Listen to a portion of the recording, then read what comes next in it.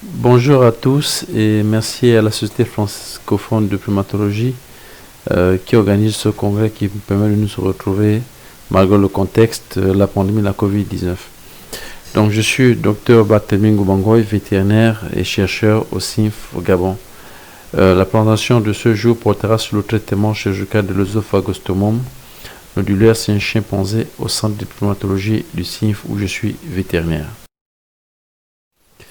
D'entrée, l'œsophagostomose est une zoonose qui est causée par des nématodes, donc des vers, du genre Oesophagostomum sp, qui est dans les parois intestinales de nombreuses espèces, dont les primates non humains et l'homme.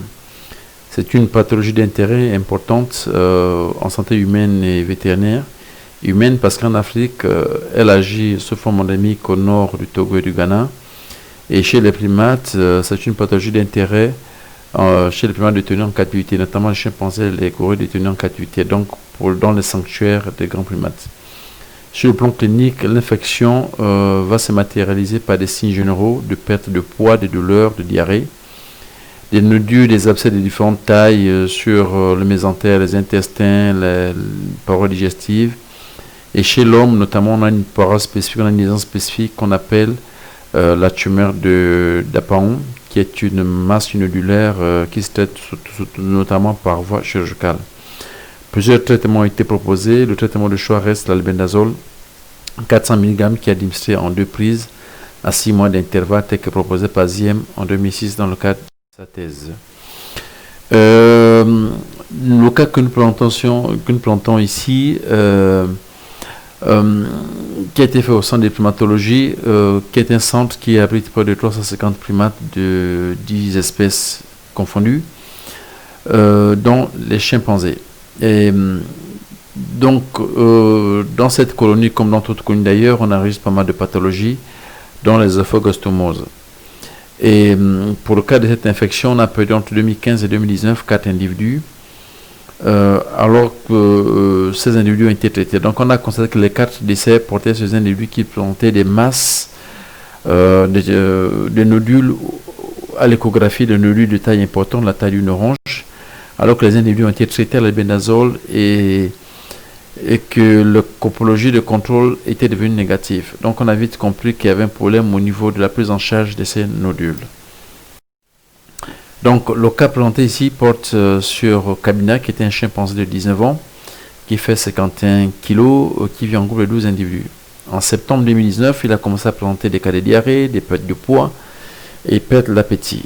Donc, l'analyse effectuée à ce temps-là, nous a révélé des œufs de strongyline et qu'à l'examen clinique et l'échographie, on a pu identifier 3 kystes qui est de taille d'orange.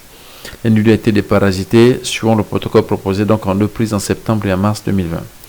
En mai, on a fait un premier contrôle parce qu'on a constaté que malgré le traitement, l'individu perdait toujours l'appétit et que son état général était insatisfaisant, quand même la diarrhée se soit arrêtée. Donc on a fait une analyse copologique qui était négative, l'analyse clinique et l'échographie, on a constaté que les 3 kystes étaient toujours là. Et donc pour ne pas enregistrer les cas de décès comme nous avons déjà eu de par le passé, on a fait une exploration. Donc, comme toute opération, il y a une phase préopératoire qui consiste à une analyse sanguine pour voir si l'individu, son état physiologique, une auscultation a été faite. Et l'exploration chirurgicale en tant que telle, elle s'est faite par la ligne blanche, donc la paratomie.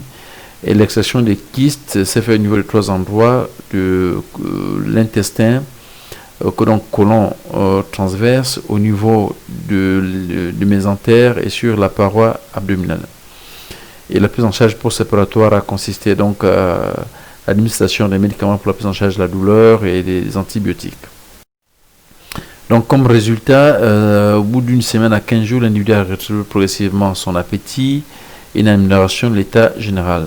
L'examen de contrôle effectué 2 mois après, on a eu des copologies négatives à la palpation, donc il n'y avait pas de nouveau kyste qui avait poussé. L'individu et surtout, le point positif, c'est que l'individu a retrouvé son poids, il a même plus de kilos en plus. Et actuellement, il a réintégré son groupe et voilà, il a retrouvé un état général satisfaisant. Donc, comme conclusion et recommandation, ce cas montre l'intérêt des analyses complémentaires, surtout d'associer la copologie, que la copologie soit associée à une échographie pour avoir une idée sur la taille des nodules, car de cette taille dépendra le traitement proposé. Et surtout, ce cas aussi montre les limites du traitement médical, qui certes a un impact, a un effet sur les parasites, car le parasite trouvé était mort dans les nodules, donc le parasite L4 était mort.